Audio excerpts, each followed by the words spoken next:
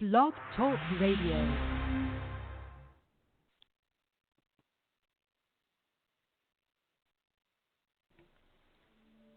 Welcome to the CSMI radio broadcast, Today's Christian Music with James Burkhardt. And good afternoon. With me on the phone is Mr. Larry Moore, who's a composer and an arranger and someone who works in the music publishing business for Hal Leonard, a household name in the music publishing world. Good afternoon, Larry. How are you? I'm doing fine. How are you doing? Hey, we're doing tremendous. Great. So let's start at the very beginning. How did you start up learning music? Well, that's if we really want to go back to the beginning. So my parents, at random, my parents actually don't do anything much with music, aren't musicians themselves. So by random chance, they bought me a toy piano. And we're talking about one of those little things that's about 1.5 feet wide. And, you know, some of them have the painted on black keys. They're not even there. And this one actually had real black keys. And I started poking out tunes on it, and it just kind of popped into their head that I might have a little bit of talent. So they bought a $20 upright piano and put it in the basement and started giving me lessons. But as I say, there was no musical background from their upbringing. So just sort of started from there and just took piano initially. And how long did you take piano lessons? Or well, figured out yourself? I took them, from about, it must have been when I was about 6 years old when I started. Went straight through, did it through various teachers up through high school and college. And then there's a few years gap there, and then my wife is a pianist as well. We both started taking lessons again from the local conservatory. And that teacher moved to California, and I started up with her teacher, Sam Ranlett, who used to be an editor with Clavier magazine. Brilliant man. He's 90 years old now, and I'm still taking lessons off and on with him. So really off and on my whole life. And Sam, if I count them all up, has been my 10th piano teacher. And when did you learn how to compose and arrange orchestra music and all of this fun stuff that you're doing these days? Well, largely self-taught, and it kind of occurred from an interesting phenomena that I think that as I started to learn piano, I had, of course, some natural ability to pick out tunes and play stuff by ear. So the lady that my parents started me up with, she wasn't, not to be unkind, but she wasn't good enough to tell when I was messing around and messing with her and actually playing pieces in the wrong key and making up my own left-hand parts and so forth. She was sort of had an inkling that I was not really on task, but so that's when she finally recommended that I get a better teacher. But what occurred because of that was that I never got too far down one route or the other. I believe that what happens with most people is they get so good at playing music off the page that when they attempt to depart from that and play by ear, they're just lost. And then the people that learn to play by ear, they get so good at that they just struggle to read music, and they just kind of throw up their hands and they don't want to do that. And it feels to me like I developed both skills rather simultaneously. And the reason I start with all that is I don't think that there's a whole lot of difference conceptually between composing and arranging and playing music by ear on the piano. By that I mean when you play by ear, you hear in your head something and you play it. When you're arranging music, I hear something in my head, for instance, that I want the oboe to do, and I write it down. I hear something I want a cello to do, and I write it down. So the mental process is quite similar, actually. And how is it that you became familiar with all the instruments in an orchestra? Well, I wouldn't say that I'm totally familiar and that I'm fluent on all of them, but I did get a degree in music education, and one of the requirements is they assume you're going to become a music teacher and possibly an instrumental music teacher. So you have at least a cursory knowledge of all the different instruments, meaning you can kind of play the first book and play a B-flat concert scale. In other words, not much, but enough to have a general idea. But beyond that, or before that, I should say, I did play violin for 1 year in 4th grade. And then I switched over to a band instrument, which happened to be the baritone horn, which has valves in 5th grade. Then I switched to a similar mouthpiece instrument, the trombone, in 6th grade. So I never covered the woodwinds, but I have a little bit of motor memory left from playing violin for a year and, of course, familiar with the brass instruments. And the woodwinds are the most agile. It's hardest to mess up with them because they can it's harder to write something that's unplayable, shall we say. So I have just a pretty good familiarity with all the instruments that way. And what kind of music did you listen to during the span of your acquisition of musical knowledge and experience?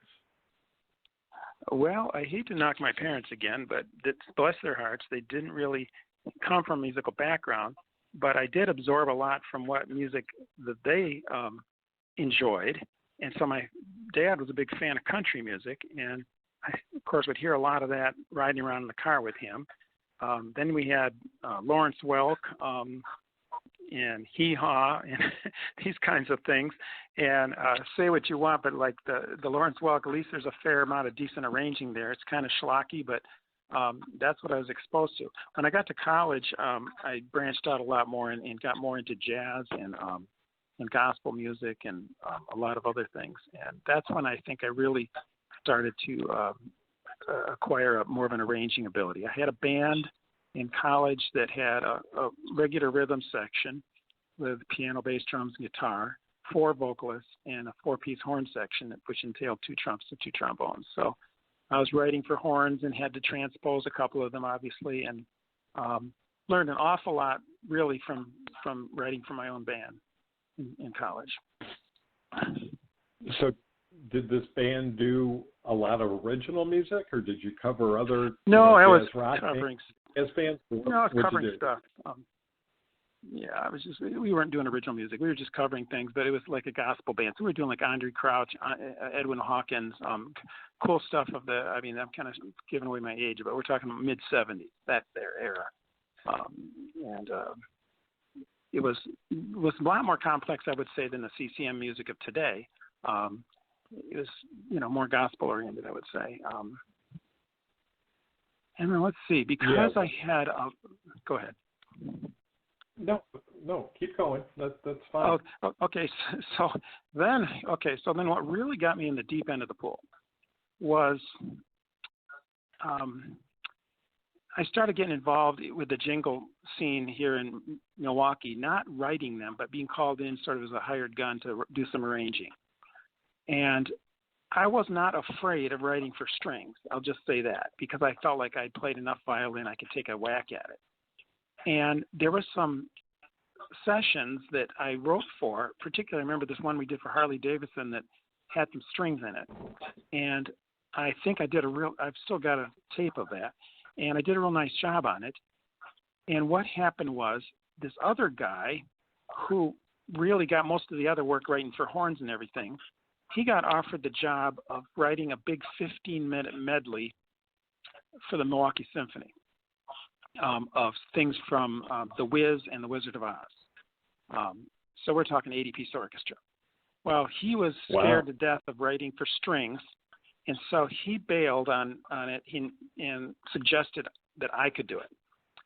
And I agreed to do it. So all I'd done up to this point is write a lot of horn charts for my horn band, written some string charts, as in 2 violins, viola, and cello, maybe multi-tracked a few times for some jingles. Right. And now the Milwaukee Symphony wants me to write a 15-minute long arrangement for full orchestra. So I took a big gulp and agreed that I could do it. And this was back before there was any computer help on this. I mean, I wrote this all in pencil and paper, and then in those days you would hire a calligrapher who would look at your score and break out the parts and write them in pen and ink and make them look real cool. But this is just a whole, prehistoric process by today's standards.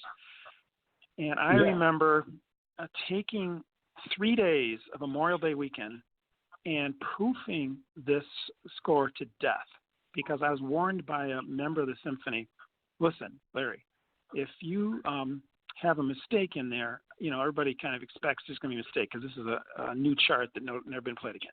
A second mistake, and they're going to start raising their eyebrows. A third mistake, and I hate to say it, but they sort of give up on you. They think they're dealing with an amateur. So try to, and you want the symphony to be on your side, the players, I'm saying. So I really proofed that thing, and as I proofed it, I found like 10 mistakes, and I fixed them. And I'm like, did I find 10 out of 50? Did I find 10 out of 14? Did I find 10 out of 10? Well, I'm proud to say that there was 0 mistakes on that thing. And so I was scared to death because the time frame was, if people don't know how these pops things go, they just assume that they're going to just go very easily. So they have a Friday night concert. It's an hour and a half of material. And the preparation consists of a 2-hour rehearsal Friday afternoon. Well, anybody, it doesn't take a genius to know that, 2 hours to cover an hour and a half of music, you don't have much time for screwing around. So I was terrified. I was actually, am I going to have to leave town for impersonating an arranger? And it went very well. It was just a huge success.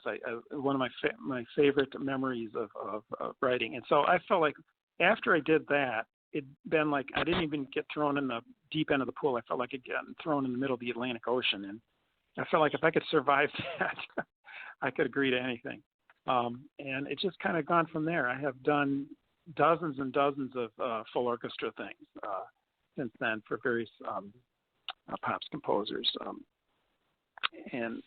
But my specialty has become writing for strictly string orchestra for Hal Leonard. That's the thing that I have 400 or 500 titles in print, and that consists of basically a bunch of string instruments and a rhythm section. And that's very, very marketable to the public schools, because public schools will have a string program, but they do not have a full-blown orchestra that has winds in it. That all the kids that are in the string program, they just, they're doing their thing in the orchestra, the string orchestra. So I have lots of those lots of titles under that format. So that's how my career sort of started and ended. Hasn't ended yet, though. Well, that's very cool. The whole idea of an orchestra, I mean, that's pretty complex just to jump in and do, having never done it before. But obviously, you gave yourself enough time to get it right. Yeah, I mean, it was sort of in stages, because I had done like smaller versions of it. So at some point, you just have to step up and do the whole thing. In other words, I'd done the horns, I'd done the strings. Right. Frankly, I didn't have much experience with the woodwinds. So yeah, it was a stretch, I have to say. Yeah. Well, for those who really aren't familiar with an orchestra, why don't you just explain the instruments that are in the woodwinds? Okay. Well, now in a pop setting, so the typical phraseology they use when they're speaking of an orchestra, it really comes, the brass almost never changes. It almost never changes as far as how they do that. It's 3 trumpets, 4 French horns, 3 trombones, and a tuba. Now, the strings basically never change, but the bigger orchestras who can afford more of them, they have more violins, more violas, more cellos, more basses, but that's still the same instruments. The woodwinds vary in the following way. You either basically have double winds or triple winds. And when they say double winds, the woodwind family is divided into the flutes, clarinets, double reeds, and bassoons. And bassoons are double reeds as well. But so typically you'll have 2 flutes, 2 clarinets, 2 oboes, 2 bassoons. You might have an oboist. One of the oboists can double on English horn. So you got oboe or English horn. One of the flautists is for sure going to be able to double on piccolo. So that's a double wind setup. Maybe one of your clarinets can double on bass clarinet or not. but typically you just have those 8 players. Now, the odd thing is I find it much easier to write for triple winds because then you have 2 flutes and a dedicated piccolo. You have 2 oboes and a dedicated English horn. I skipped over the clarinets. So 2 clarinets and a bass clarinet, and then 2 bassoons, and then the lowest instrument in the orchestra, the contrabassoon. Because you have now 12 players instead of 8, and they cover more territory, they really can hold up and hold their own against the other sections. And it's easier to use them as a kind of a point-counterpoint or call-answer thing. Okay, here's the strings, here's the woodwinds, here's the brass, here's the woodwinds. And when you don't have that many players, it's tough. They almost are used as like a little icing on the cake, but there's just not enough of them to hold down the fort. So I enjoy writing for the triple winds more. And then the only other thing I haven't covered would be the percussion. And then they talk about timps plus 1, timps plus 2, which is typical in an economy setup. Timps plus 4 is just fabulous. So timps plus 4 means you have a dedicated timp and a player, and then you have 4 other percussionists to hit all the things you want them to hit back there. Right. And the reason that you like working with the triple winds is because in terms of sheer volume, you don't have to quiet the other sections so that they can be heard. Is that kind of the dynamic that goes on?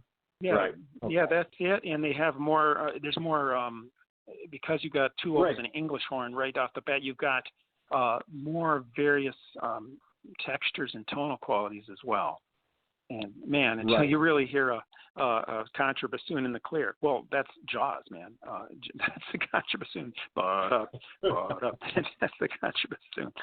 So, and piccolos. I mean, I remember one of my first experiences of just being wowed by orchestration was seeing Man of La Mancha in New York City. I grew up in upstate New York, and we went to see Man of La Mancha on Broadway when I was in 7th grade.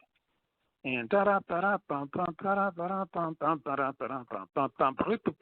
and this piccolo going way up into the stratosphere. It's like, it's so odd how that little teeny weeny instrument makes everything sound so big because it just expands the tonal range of everything. So I just started really enjoying stuff at an early age. Well, one of my favorite patriotic composers was John Philip Sousa, and man, he knew how to use a piccolo and the flutes real well. Yeah, the piccolo parts in his thing are just absolutely idiomatic to the instrument and just signature parts. Yeah, I agree. So now when people listen to the Boston Pops doing Stars and Stripes Forever every 4th of July, they'll understand what we're talking about. Yeah. So that's really cool. So how is it that you made this entree from writing for a gospel-tinged group in the mid-'70s to writing string arrangements for someone like Honey Tree and other things that you've done in the contemporary Christian music field? How did you get there? Wow. One thing that I think is true of anybody who's getting along in the music field, and it isn't an easy field to get along, is there's everybody has a different way that they got there. That's for sure. There's certainly not a clear route with a map that you can follow. I would say, let's talk about the Honey Tree connection for a minute. That was an interesting thing. I believe I was playing keyboards for a singer named Sandy Rios, who then became very well known as a talk show host, and then later on as a DC lobbyist, and now she's back to doing radio talk as well. And some guys heard me at her church. I was performing there, and I think it was I was playing America Beautiful or something. It was around the 4th of July, and I was doing it on 2 keyboards, and I had it really going on with all these different sounds I was cueing in. And this guy came up to me and he said, "So how much of that was live, and how much of it was, sequenced? Meaning, how much was it piped in?" I said, "No, man, that was all live." Well, anyway, so these guys basically, they had what they call in those days, it was called they're still called that, a music library company. And that's where you just put a bunch of stuff out there and you hope people will use it. Well, one of the things, so I got involved with them and did a bunch of projects. One of the things we put out was a thing called Inspirations, and it was where we basically took a Mannheim Steamroller type approach to a whole bunch of hymns. And right after we did that, a whole bunch of companies in Nashville did the exact same thing, Brentwood and a bunch of companies.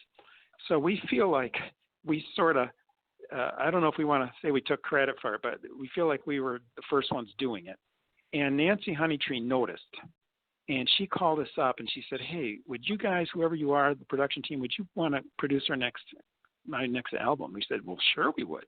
And it happened to be her 20th anniversary album since she had gotten her start in the CCM business. In fact, she sort of started the whole CCM thing. So that's how I got involved with her. I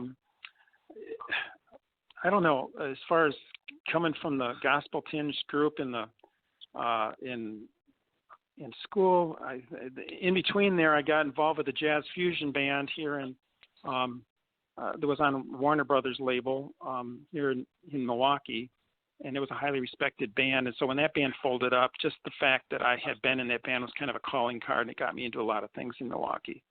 So it's a little bit of one thing leads to another. You get some street cred because of something else you did. And I refer back to doing the thing from the Milwaukee Symphony. Once you've done that, people say, oh man, if you can do that, then you must be able to do this. And it's like, well, I certainly can. And you have the confidence to do it because you did do it before.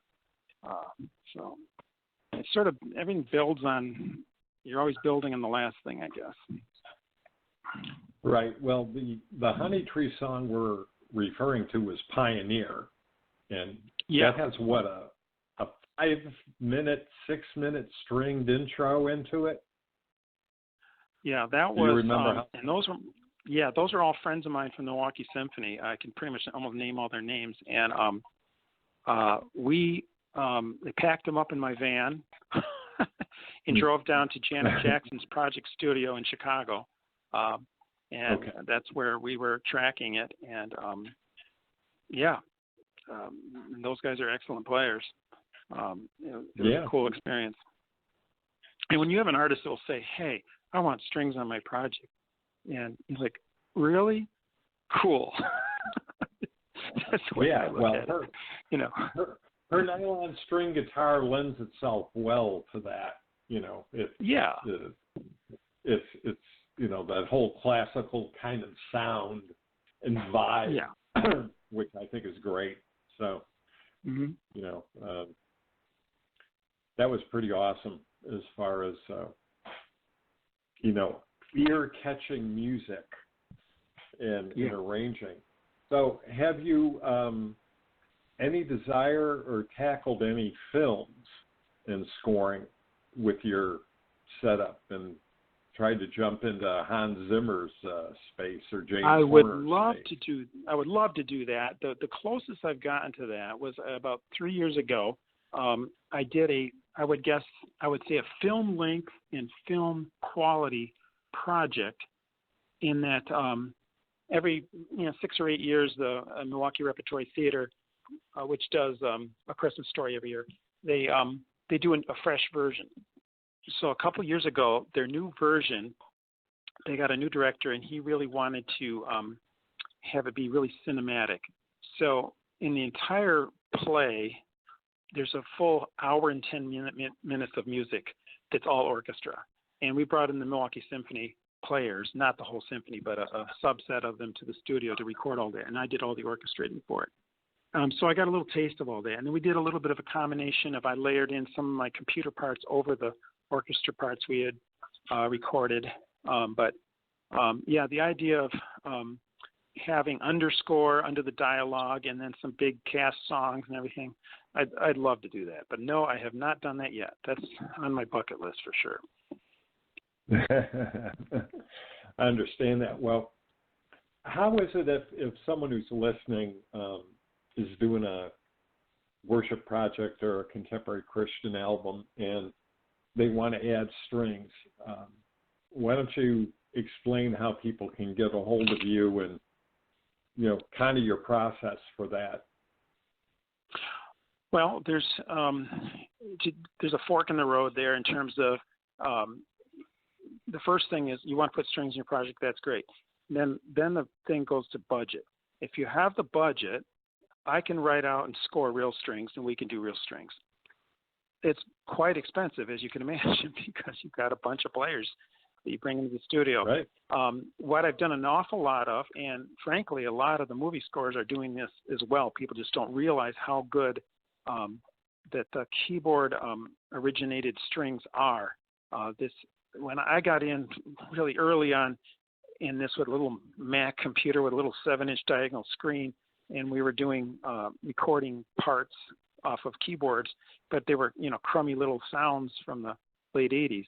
But the sounds have gotten so good that most people can hardly tell the difference between that and a real orchestra, because they're frankly, you're triggering recordings of real orchestra instruments. So if I take that route, it can be done very economically, because I can just sit there at my desk up in my office and somebody can send me a track and I can listen to it. I can score it out, meaning I can put out the chord chart so I have something to follow and I number the measures, and then I can drop in orchestra parts from my computer, and they're quite convincing. Are they as good as a real orchestra? No, but way, way, way, way cheaper. So I've done a lot of those projects as well. So phone number, email, how do people get a hold of you?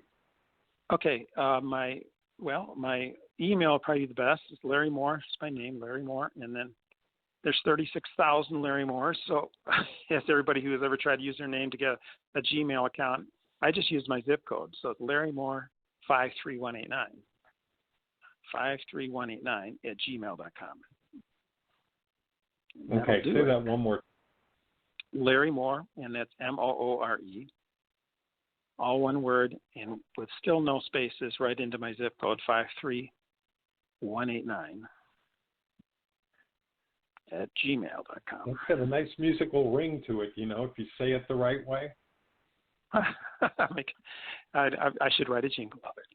53189. Yeah, you really should. There's a jingle in there, I'm telling you. I can hear it in my head. Oh, no.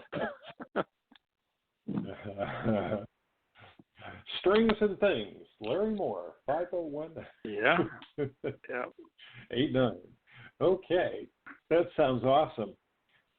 So basically, what do you charge for, a keyboard-driven synth kind of arrangement for like a 3-minute song or 3.5-minute song? What's your average price tag, something like that?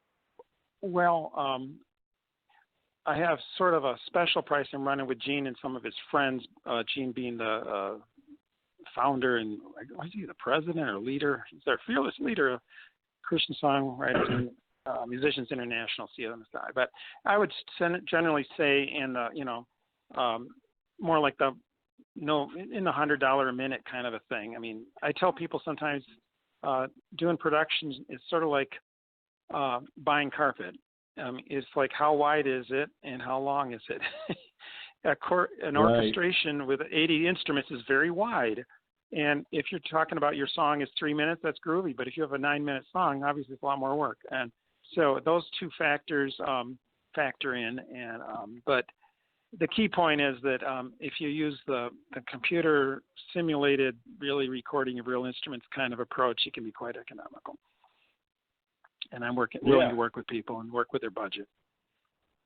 Well, good. Well, it's been an absolute pleasure talking about this side of the music business, because it's fascinating and it adds so much to a song.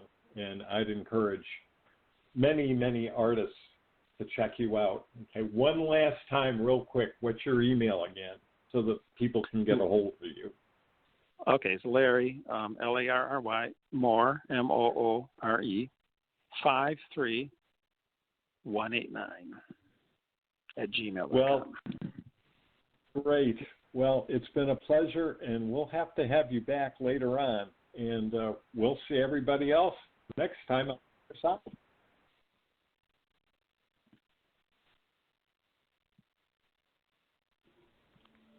This has been the radio broadcast, Today's Christian Music with James Burkhardt. For more information about Christian songwriters and musicians international, please go to our website at www.csminetwork.com or email us at cwnnashville@gmail.com.